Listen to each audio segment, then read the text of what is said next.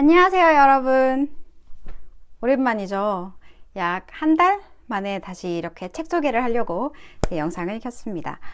한동안 쉬면서 에세이를 조금 많이 읽었어요. 그냥 좀 편하게 읽을 수 있는 책들, 그리고 친구랑 대화하듯이 읽을 수 있는 그런 책들을 조금 읽고 싶어서 에세이를 많이 읽어서 오늘은 이제 그 책을 조금 소개를 해드리고 싶어서 가지고 나왔습니다. 이거를 빨리 설명을 하자고 하니 너무 알맹이 없이 끝날 것 같고, 아이고, 다 다루려고 하면 또 시간이 너무 영상이 길어질 것 같아서 시집도 한 권 있고요. 그러니까 이렇게가 여러분들께 소개해 드리려고 가지고 나온, 준비해 온 책인데, 이걸 다 설명드릴 수 있을지 잘 모르겠네요. 뭐 하는 데까지 해보고 영상이 너무 길어진다 싶으면 뭐 하다가 말죠. 뭐 어쩔 수가 없어요. 일단 처음 이 책, 동네에 남아도는 아가씨, 작가는 준입니다. 그 세종시의 단비책방이라고 하는 독립책방이 있어요. 근데 거기서 이제 구경을 하다가 쫙 뒤편을 들었는데 퇴사와 관련된 이야기를 하더라고요. 제가 또 날이면 날마다 퇴사를 생각하는, 퇴사를 꿈꾸는 퇴사 드리머가 아니겠습니까? 그래서 퇴사? 하고는 이제 딱 봤죠. 근데 이렇게 적혀 있더라고요. 오래전 읽었던 책을 우연히 다시 펼치게 된 것은 퇴사 후였다. 꽉 찬 하루를 보내고 있더라도 너의 중요한 일을 미룬다면 큰 게으름을 부리는 거라고. 방향성 없는 일개미 인생에 미안하지 않냐고 말이다. 퇴사 전에 품었던 생각과 앞으로 무엇을 하며 먹고 살까 고민을 거듭하던 차에 나는 이 책을 다시 찾게 되었다. 시간이 갑자기 많아졌다. 백수라고 칭하며 비관적인 생각에 빠져들기도 했다. 자주 가는 공원 정문과 후문 쪽에 많은 회사가 있었다. 점심시간이라도 시간이 몰리면 산책 나온 직장인 무리와 어쩔 수 없이 마주치게 된다. 테이크아웃한 커피를 손에 들고 삼삼오오 가슴에 사원증을 걸고 마주오면 깔끔한 옷차림과 잘 다듬어진 그들에 비해 나는 너무도 초라했다 라고 적혀 있는데, 제가 퇴사를 늘 꿈꾸지만 퇴사 후에 과연 나 괜찮을까? 너무 어떤 불안으로 인해 스트레스를 너무 받지는 않을까라는 생각을 항상 하고 있어요. 근데 그 부분과 이제 이 책 뒷면이 너무 맞닿아져 있어서 이 책을 안 살 수가 없었어요. 그리고 또 내가 너무너무 좋아하는 핑크, 영롱한 핑크 책이라서 안 살 수가 없었는데, 준이라고 하는 작가가 그때 한 30대 정도였었는데 그 정리해고를 당해요. 근데 정리해고를 당하고 임금체불도 당하고 그런 아주 개인적으로는 정말 힘든 시기를 보내죠. 근데 그 안에서 어떤 움직임의 그 파동을 만들어내고, 그러면서 마음가짐을 조금 달리하고 희망의 움직임을 글로 잘 표현한 그런 책이었어서 힘들게 됐을 때 첫 번째로 한 게 공간 정리였다고 해요. 그 부분을 보면 이렇게 적혀 있습니다. 방을 뒤엎고 정리를 하고 나니 이제는 내가 해야 할 일들이 떠올랐다. 정돈된 방을 갖게 되니 비로소 휴식이 가능해졌다. 이는 공간을 넘어 내 삶까지 넓게 확장이 되었다. 굳은 머리가 돌아가기 시작했다. 효율과 비효율을 나누고 걸러내는 것이었다. 잡일들, 집중할 수 있는 시간대, 내가 원하는 취미, 버려야 할 나쁜 습관, 그리고 지켜야 할 습관들.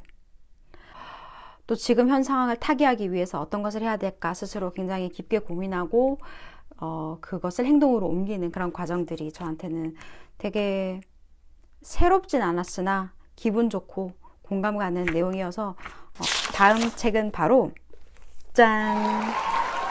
김서령 작가님의 에이 뭘 사랑까지 하고 그래 라는 책입니다. 이 책을 평소에 혹은 1년 전에 읽었다면 최근에 읽은 것만큼 그렇게 감동적이진 않았을 것 같아요. 왜냐면 여기 이거 사랑 있죠. 근데 사랑책 아니에요, 여러분. 또 뭐 사람마다 다르긴 하겠지만 저는 이 부분의 핵심은 어떤 가족인 것 같아요. 가족 이야기인 것 같은데 괜히 눈물이 났던 책이었어요. 그럼 이 책이 뭐 그렇게 슬픈 책이냐? 전혀 그렇지가 않죠. 굉장히 유쾌하기도 하고 웃을 때도 있는 그런 책인데 저는 이상하게 이렇게 정말 그 이유가 제가 지금 너무너무 귀여운 아기가 있거든요. 조카 아기.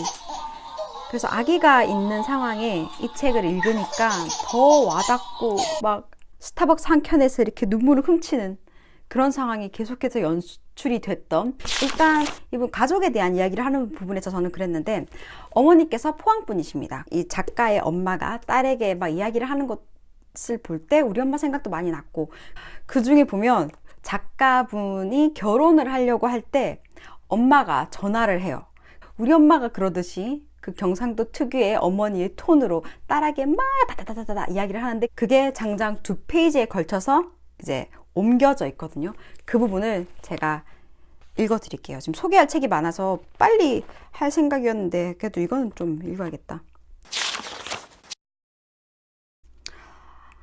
그럼에도 결혼을 하게 되었다. 결혼 준비는 생각보다 복잡했고 결혼 날이 며칠 앞으로 다가오자 머릿속은 다 부푼 풍선처럼 멍하고 어지러웠다.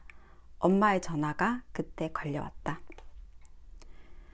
야, 포항에서 가는 손님들은 얼마 없어. 나는 네가 뭐 시집을 가겠나 싶어갖고 다른 집 결혼도 딱 둘째까지만 갔어. 셋째 결혼식들은 하나도 안 갔어. 그냥 네가 간다고 해도 나는 사람들한테 와달라 소리도 못해. 나도 2번씩이나 사람들 불렀는데 사람들은 또 어째 부르나? 3번째인데 야말이 까졌다고 사람들이 욕해. 해봐야 30명이나 가나? 예식 시간이 늦어가지고 사람들 뭐 밥을 어째야 하나? 내가 고민이 말이 아니다. 니는 뭔 예식 시간을 그래 늦게 잡노? 12시나 1시가 딱 좋지. 대전쯤에서 내려갖고 국수라도 한 그릇 먹이려니까 그것도 보통 일이 아니고, 밥하고 떡하고 고기랑 실어가지고 가야지. 뭐 술도 받고. 경수 엄마가 내한테 안 그러잖나. 아이고 형님, 국은 내가 끓여갖고 버스에 실을게요.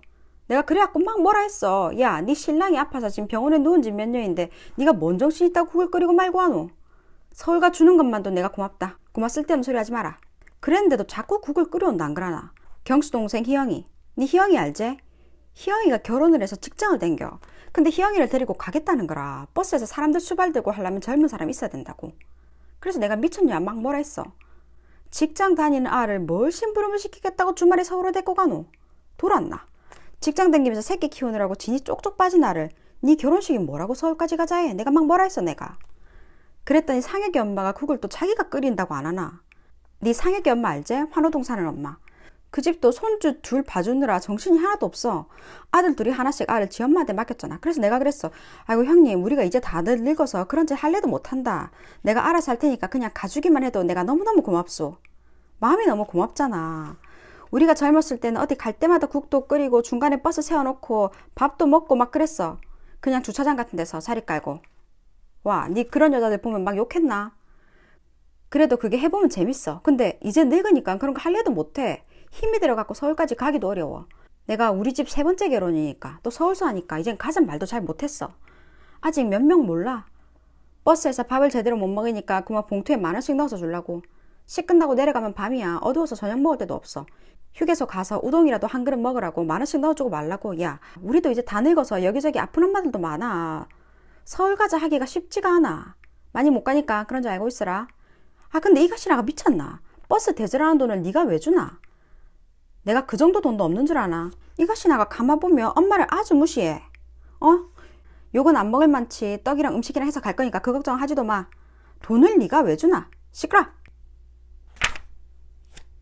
이런 경상도 분을 부모님으로 두신 분이라면 정말 다들 이해할. 그리고 우리 엄마만 이렇게 잔소리를 하는 게 아니구나. 저는 엄마가 만약에 이렇게 길게 이야기를 하면 이렇게 될 것 같거든요. 근데 책으로 이렇게 보니까 그러니까 좀 객관적으로 그 상황에서 나와서 이렇게 보니까 그게 다 사랑이구나 라는 생각도 들고 좀 엄마 생각도 많이 나더라고요.